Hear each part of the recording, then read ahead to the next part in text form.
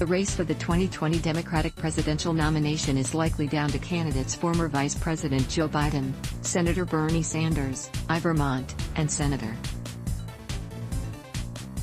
Elizabeth Warren, D.Mass., according to former advisor to Hillary Clinton, Philippe Reines. In an interview with Politico, Reines said that Sanders, Biden, and Warren are the only three candidates leading the polls above single digits in recent weeks.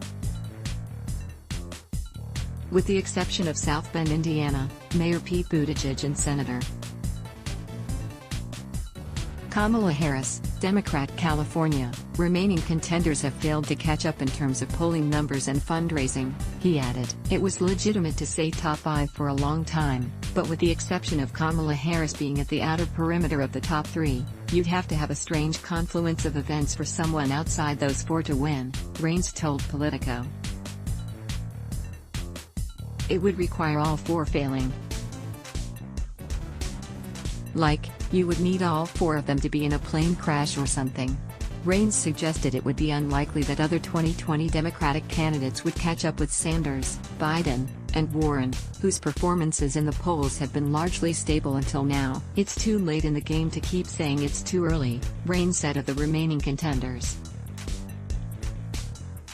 Politico spoke with about 24 Democratic operatives and consultants who also believe numbers are unlikely to sway. Scott Brennan, a member of the Iowa Democratic National Committee, told the news outlet, "It's a little bit surprising because compared to 16 on the Republican side, where it seemed like a number of people had their moment in the sun, there hasn't really been anybody who's taken a meteoric rise."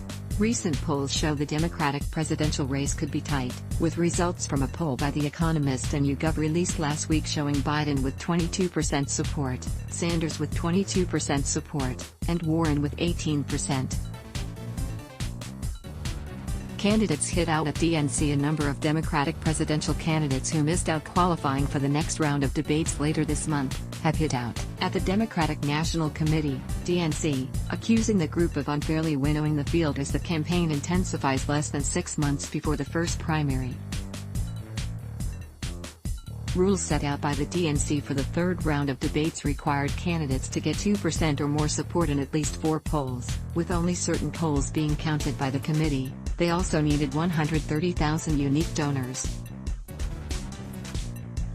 The DNC allowed polls from the following groups: the Associated Press, ABC News, CBS News, CNN, the Des Moines Register, Fox News, Monmouth University, NBC News,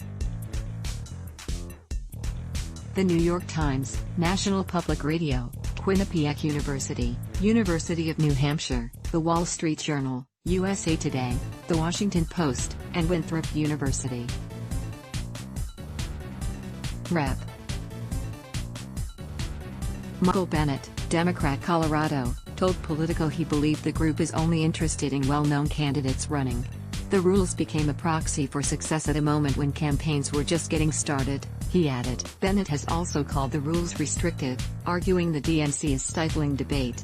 We're rewarding celebrity candidates with millions of Twitter followers, billionaires who buy their way onto the debate stage, and candidates who have been running for president for years, Bennet said at the committee's summer meeting on August 23. It forces campaigns to force over millions of dollars to Facebook, the same platform that let the Russians interfere in 2016, instead of harnessing the resources to talk to voters. Meanwhile, DNC War Room Director Adrienne Watson told Fox, the debate rules have been public for months, and candidates have been given more opportunities and more time to qualify for debates than in previous cycles.